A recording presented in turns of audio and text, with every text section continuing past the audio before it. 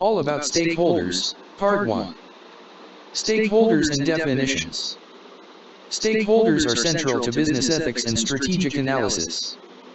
Freeman's 1984 definition: stakeholders are any group or individual who can affect or be affected by an organization's objectives. Stakeholder-organization relationship involves bidirectionality. Stakeholders can affect and be affected by the organization. Stakeholders vary based on organization size and activities. Stakeholder claims. Stakeholder claims refer to their demands or expectations from an organization.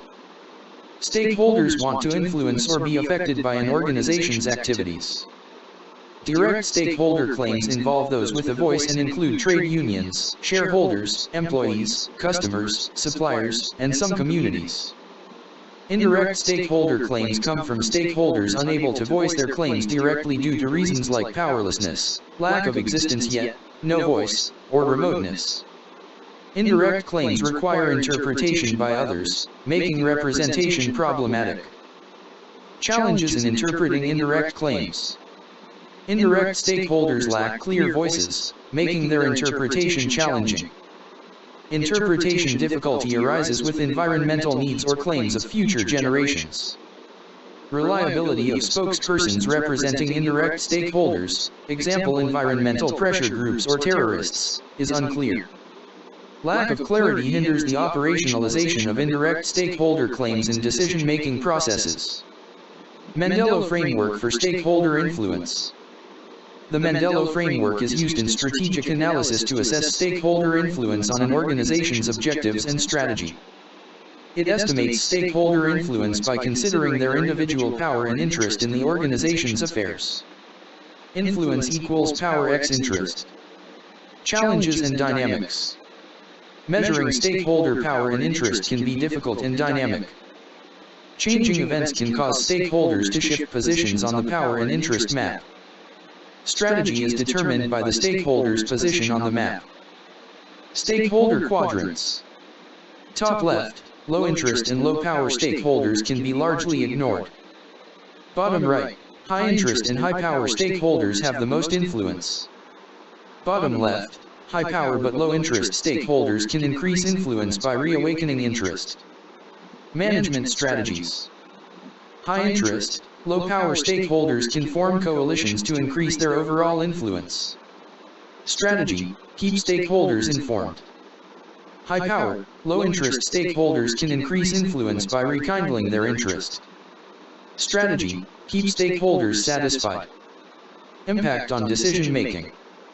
Few stakeholders in the high interest, high power quadrant lead to smoother decision making. Multiple stakeholders in this quadrant with conflicting opinions can lead to decision-making challenges and strategic ambiguity. Overall use of the Mendello framework.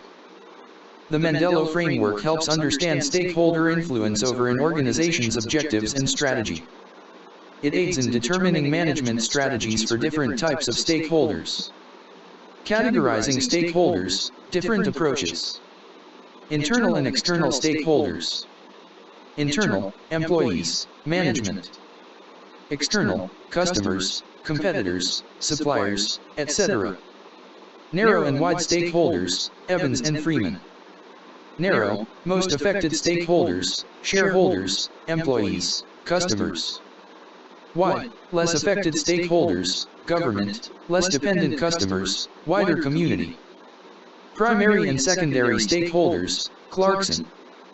Primary, essential for organization's survival. Secondary, not directly necessary for immediate survival. Active and passive stakeholders, Mahoney. Active, participate in organization's activities, management, employees, regulators. Passive, interested but not actively involved, shareholders, government, local communities.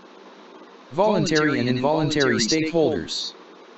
Voluntary, engage with organization by choice, employees, customers, suppliers. Involuntary, affected without choice, local communities, natural environment, competitors. Legitimate and illegitimate stakeholders. Legitimate, have an active economic relationship, economic stakeholders. Illegitimate, lack a clear mandate or economic link, lobby groups, NGOs, terrorists. Recognized and unrecognized stakeholders.